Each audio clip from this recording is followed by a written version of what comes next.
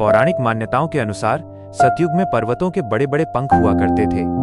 वे अपनी इच्छा के अनुसार आकाश में कहीं भी उड़ सकते थे और जहां मन करता वहां उतर जाते थे। पर्वतों के इस तरह कहीं भी उड़ने और उतरने से पृथ्वी पर रहने वाले ऋषियों, मनुष्यों और जीव जंतुओं को बहुत परेशानी होती थी। जब कोई विशाल पर्वत अचानक किसी बस्ती या जंगल पर उतरता तो भारी तबाही मचती थी। एक दिन देवराज इंद्र को उनके प्रहरी ने समाचार दिया कि कुछ पर्वतों को आकाश में उड़ते देखा गया है। उनकी गड़गड़ाहट लोगों में भय पैदा कर रही थी और उनके परस्पर टकराने से इमारत एवं भवन आदि को क्षति पहुंचने की संभावना बन गई थी। पर्वत उड़ रहे हैं? इंद्र ने चौंक कर पूछा।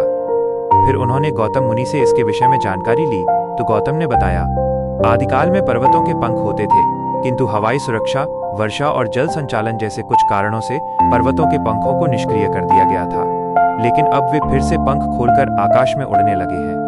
हालांकि पर्वतों का इस प्रकार आकाश में उड़ना संपत्ति और प्राणियों की जान के लिए गंभीर खतरा पैदा कर सकता है, इसलिए आपको इसका समाधान करना चाहिए। इंद्र ने गौतम को आश्वासन दिया और यह प्रण किया कि वे जल्द ही उड़ने वाले पर्वतों के पंख काट डालेंगे, जिससे उनके भविष्य में उड़ने की संभावना ही समाप्त हो जाए। फिर एक दिन अपने प्रण की पूर्ति करने के लिए इंद्र अपना शक्तिशाली वज्र उठाकर ऐरावत हाथी पर सवार हुए और बाहर निकल गए। इंद्र ने देखा कि एक विशाल पर्वत नीले आकाश में मस्ती से उड़ता हुआ जा रहा था। इंद्र उसके पीछे चल पड़े। एक स्थान पर पहुंचकर इंद्र ने नीचे देखा कि वो निर्जन प्रदेश था। देवराज चुपचाप पर्वत के निकट गए और अपने वज्र से पर्वत के पंख पर जोरदार प्रहार किया। वज्र की चोट से पर्वत का पंख टूटकर नीचे गिर गया। उसका संतुलन बिगड़ने लगा और वो लड़खड़ा गया। फिर इंद्र ने पर्वत के दूसरे पंख पर प्रहार किया। उसकी चोट से पर्वत का दूसरा पंख भी चूर चूर होकर नीचे गिर गया। पर्वत के दोनों पंख कट चुके थे। वो संभल नहीं पाया और जोरदार धमक के साथ धरती पर उस निर्जन प्रदेश में जा गिरा। फिर उन्होंने आकाश में अद्भुत गति एवं दक्षता से वज्र द्वारा एक के बाद एक आकाश में उड़ रहे पर्वतों के पंख काटने आरंभ कर दिए।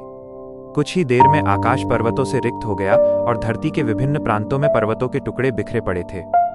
चारों ओर फिर पहले सी शांति स्थापित हो गई थी। देवराज इंद्र प्रसन्न थे। हालांकि उन्हें पता नहीं चला कि एक पर्वत इंद्र को धोखा देकर बच निकला था। वो था मैनाक। दरअसल हुआ ये कि मैनाक नाम का एक पर्वत वायुदेव का घनिष्ठ मित्र था। इंद्र ने ज्यों ही आकाश में उड़ रहे पर्वतों के पंख काटने आरंभ किए, वायुदेव को अपने मित्र मैनाक की चिंता सताने लगी। वे नहीं चाहते थे कि मैनाक को किसी तरह की क्षति पहुंचे, इसलिए वायुदेव ने मैनाक को इंद्र की मंशा बताई और फिर दोनों इंद्र से बचने का उपाय सोचने लगे। आखिर वायुदेव को युक्ति सूझ गई।